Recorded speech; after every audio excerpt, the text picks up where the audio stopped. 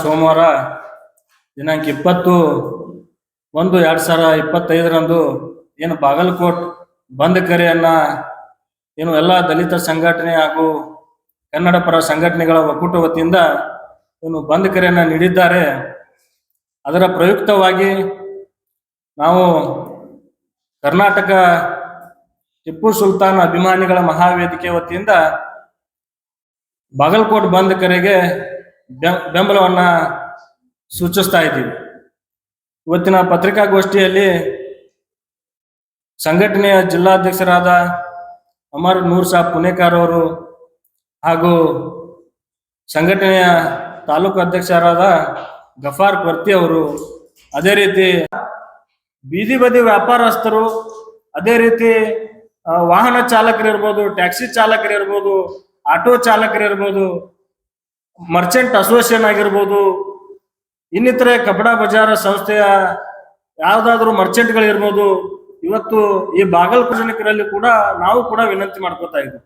ಯಾಕೆ ನಮ್ಮ ಸಂಘಟನೆ ಪರವಾಗಿ ಇವತ್ತು ಅಲ್ಪಸಂಖ್ಯಾತರು ಈ ದೇಶದಲ್ಲಿ ಒಂದು ಧರ್ಮದ ಗ್ರಂಥವನ್ನ, ನಮಗೂ ಕೂಡ ಒಂದು ಪ್ರತ್ಯೇಕವಾದಂತ ಒಂದು ಧರ್ಮ ಇದ್ರೂ ಕೂಡ ಇವತ್ತು ನಾವು ಈ ಭಾರತ ದೇಶದಲ್ಲಿ ವ್ಯವಸ್ಥಿತವಾಗಿ ನಾವು ಒಂದು ಜೀವನ ನಡೆಸ್ತಾ ಇದೀವಪ್ಪ ಅಂದ್ರೆ ಅದಕ್ಕೆ ಒಂದು ಮೊಟ್ಟ ಮೊದಲು ನಮಗೊಂದು ಯೋಗ್ಯತೆ ಇರ್ಬೇಕು.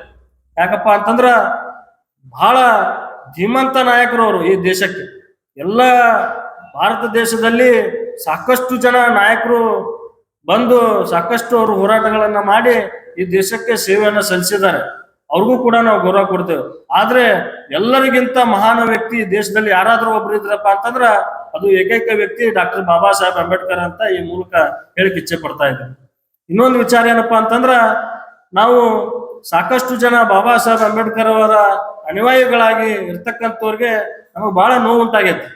ಯಾಕಪ್ಪ ಅಂತಂದ್ರ ನೀವು ಇವತ್ತು ಜನಪ್ರತಿನಿಧಿಗಳಾದಂಥವ್ರು ಇವತ್ತು ಯಾವುದೇ ಒಬ್ಬ ಗ್ರಾಮ ಪಂಚಾಯತಿ ಸದಸ್ಯ ಹಿಡ್ಕೊಂಡು ಇವತ್ತು ರಾಷ್ಟ್ರಪತಿವರೆಗೂ ನೀವೇನಾದ್ರೂ ಅಧಿಕಾರವನ್ನ ಅನುಭವಿಸ್ತಾ ಇದ್ದೀರಪ್ಪ ಅಂತಂದ್ರ ಅದಕ್ಕ ಈ ದೇಶಕ್ಕೆ ಬಾಬಾ ಸಾಹೇಬ್ ಅಂಬೇಡ್ಕರ್ ಕೊಟ್ಟಂತ ಸಂವಿಧಾನ ಮೂಲ ಕಾರಣ ಅನ್ನೋದ ಮೊಟ್ಟ ಮೊದಲು ನೆನಪಿನಲ್ಲಿ ಇಟ್ಕೊಂಡು ಆ ವ್ಯಕ್ತಿ ಬಗ್ಗೆ ಹೇಳಿಕೆ ಕೊಡ್ಬೇಕಾತಪ್ಪ ಅಂದ್ರ ಮೊಟ್ಟ ಮೊದಲು ನಿಮ್ಗೆ ಆ ಯೋಗ್ಯತೆ ಇರಬೇಕು.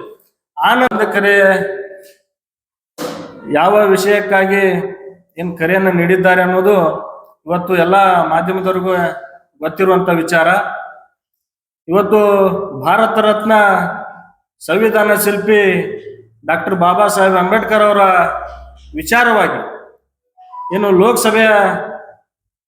ಲೋಕಸಭೆಯ ಒಂದು ರಾಷ್ಟ್ರೀಯ ಒಂದು ಕೇಂದ್ರದಲ್ಲಿ ಒಬ್ಬ ಗೃಹ ಮಂತ್ರಿ ಅವಹೇಳನಕಾರಿಯಾಗಿ ಏನು ಮಾತನಾಡಿದ್ದಾರೆ ಅಂತೇಳಿ ಇವತ್ತು ಇಡೀ ದೇಶಾದ್ಯಂತ ಪ್ರತಿಭಟನೆಗಳು ಕೂಡ ನಡೀತಾ ಇರೋದು ತಮಗೆ ಎಲ್ಲರಿಗೂ ಗೊತ್ತಿರುವಂತ ವಿಚಾರ. ಅದೇ ರೀತಿ ಎಲ್ಲ ಬಾಬಾ ಸಾಹೇಬ್ ಅಂಬೇಡ್ಕರ್ ಅವರ ಅನುಯಾಯಿಗಳಾದ ನಮ್ಮಂತ ಸಂಘಟನೆ ಯಾವುದೇ ಒಬ್ಬ ಸಂಘಟನೆಯವರು ಇರ್ಬೋದು, ದಲಿತ ಸಂಘಟನೆಯವರು ಇರ್ಬೋದು, ಬೇರೆ ಬೇರೆ ಸಂಘಟನೆಗಳಿಗೂ ಕೂಡ ಇವತ್ತು ಬಹಳ ನೋವುಂಟಾಗಿರುವಂತ ಒಂದು ವಿಚಾರ.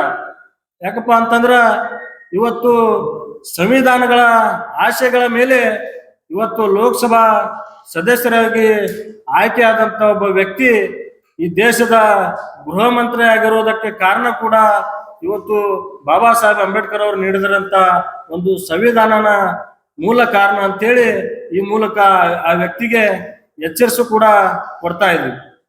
ನಾವು ಪಡ್ಕೊಂಡು ಇವತ್ತು ಸಾಮಾಜಿಕವಾಗಿ ಆರ್ಥಿಕವಾಗಿ ನಾವು ಇವತ್ತು ಏನಾದ್ರೂ ಇವತ್ತು ಇಲ್ಲಿ ಕೂತ್ ಮಾತಾಡ್ತಾ ಇದ್ವಿ ಅನ್ನೋ ಕಾರಣ ಕೂಡ ಇವತ್ತು ಬಾಬಾ ಸಾಹೇಬ್ ಅಂಬೇಡ್ಕರ್ ಕೊಟ್ಟಂತ ಒಂದು ಸಂವಿಧಾನ ಮೂಲ ಕಾರಣ.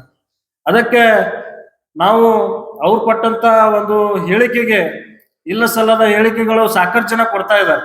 ಅದಕ್ಕೆ ನಾವು ಅವ್ರದೇ ಆದಂತ ರೀತಿಯಲ್ಲಿ ನಾವು ಹೇಳಿಕೆಯನ್ನ ಕೊಡಕ್ಕೆ ನಾವು ಸಿದ್ಧ ಇಲ್ಲ. ಯಾಕಪ್ಪ ಅಂತಂದ್ರ ಈ ನೆಲದ ಕಾನೂನು ಎಲ್ಲ ವರ್ಗದವ್ರಿಗೂ ಅಷ್ಟೇ ಇರೋದ್ರಿಂದ ಹಾಗಾಗಿ ಅವ್ರಿಗೆ ನಮ್ಗೆ ಯಾವುದೇ ರೀತಿಯಿಂದ ವ್ಯತ್ಯಾಸ ಇರೋದಿಲ್ಲ. ಒಂದೇ ವಿನಂತಿ ಏನಪ್ಪಾ ಅಂತಂದ್ರ ಇವತ್ತು ಬಾಬಾ ಪಕ್ಷಕ್ಕೆ ಮೆಚ್ಚಿಸ್ಲಿಕ್ಕೋಸ್ಕರ ಈ ತರ ಹೇಳಿಕೆ ಕೊಡೋದು ಯಾವುದೇ ಪಕ್ಷದವ್ರು ಇರ್ಬೋದು, ಬೆಂಬಲ ಕೂಡ ಇರ್ಲಿ ಅಂತೇಳಿ. ಅದೇ ರೀತಿ ಮಾಧ್ಯಮದವರ ಪಾತ್ರ ಕೂಡ ಬಹಳ ಮುಖ್ಯವಾಗಿ ಇರೋದ್ರಿಂದ ಈ ಬಾಗಲಕೋಟ್ ಬಂದ್ ಕರೆಗೆ ನಾವು ಇವತ್ತು ಪತ್ರಿಕಾಗೋಷ್ಠಿ ಮುಖಾಂತರ ಏನೈತಿ ಮತ್ತೊಮ್ಮೆ ಬಾಗಲಕೋಟ್ ಜನರಲ್ಲಿ ಎಲ್ಲ ಬೀದಿ ಬದಿ ವ್ಯಾಪಾರಸ್ಥರಲ್ಲಿ ಮರ್ಚೆಂಟ್ ಅಸೋಸಿಯೇಷನ್ ಅಲ್ಲಿ ನಾವು ಕಳಕಳಿನ ವಿನಂತಿ ಮಾಡ್ಕೊತಾ ಇದ್ದೀವಿ ಈ ಪತ್ರಿಕಾಗೋಷ್ಠಿ ಮುಖಾಂತರ. ನಮ್ಮ ಎಲ್ಲಾ ಸಂಘಟನೆಗಳ ಒಕ್ಕೂಟಗಳಿಂದ ದಲಿತ ಪರ ಸಂಘಟನೆಗಳು, ಕರ್ನಾಟಕ ರಕ್ಷಣಾ ವೇದಿಕೆ ಹಾಗೂ ಕನ್ನಡ ಪರ ಸಂಘಟನೆಗಳು ಮತ್ತು ಮಹಿಳಾ ಸಂಘಟನೆಗಳು, ಅದೇ ರೀತಿಯಾಗಿ ಅಹಿಂದ ಸಂಘಟನೆಗಳು ಎಲ್ಲರೂ ಕೂಡಿಕೊಂಡು ಒಕ್ಕೂಟದಲ್ಲಿ ಏನು ಮೊನ್ನೆ ನಡೆಯತಕ್ಕಂಥ ಒಂದು ಸದನದಲ್ಲಿ ರಾಷ್ಟ್ರದ ಒಬ್ಬ ಗಣ್ಯ ವ್ಯಕ್ತಿಗಳು ತಾವು ಕೂಡ ಒಂದು ಪದವಿಗೆ ಹೋಗಬೇಕಾದ್ರೆ ನಮ್ಮ ಸಂವಿಧಾನದ ಮೂಲಕ ನಮ್ಮ ಪ್ರಜಾಪ್ರಭುತ್ವ ದೇಶದಲ್ಲಿ ಇವತ್ತಿನವರು ಕೂಡ ನಾವು ಬದುಕ್ತಾ ಇರೋದು ನಮ್ಮೆಲ್ಲರ ಆರಾಧ್ಯ ದೈವ ಡಾಕ್ಟರ್ BR ಅಂಬೇಡ್ಕರ್ ಅವರು ಕೊಟ್ಟಿರ್ತಕ್ಕಂಥ ಸಂವಿಧಾನದ ಮೂಲಕ ಅನ್ನುವಂಥದ್ದನ್ನ ಮರೆತು ತಾವು ಸದನದಲ್ಲಿ ಏನಾದರೂ ಮಾತಾಡಿದ್ರೆ ನಡೆಯುತ್ತೆ ಅನ್ನುವಂಥ ಒಂದು ರಾಜನೀತಿಯ ಧರ್ಮವನ್ನ ತಮ್ಮ ತಲೆಯಲ್ಲಿ ಇಟ್ಕೊಂಡು ಬಾಯಿಗೆ ಬಂದಂಗೆ ಮಾತನಾಡಿರ್ತಕ್ಕಂಥ ಗೃಹ ಮಂತ್ರಿಗಳಾಗಿರ್ತಕ್ಕಂಥ ಅಮಿತ್ ಶಾ ಅವರನ್ನ ಕೂಡಲೇ ವಜಾಗೊಳಿಸುವ ಮೂಲಕ ಅವರಿಗೆ ಶಿಕ್ಷಣ ನೀಡಬೇಕನ್ನುವಂಥ ಉದ್ದೇಶದಿಂದ ನಾವು ಬಾಗಲಕೋಟೆ ಬಂದ್ಗೆ ಕರೆಯನ್ನು ನೀಡಿದ್ದೇವೆ.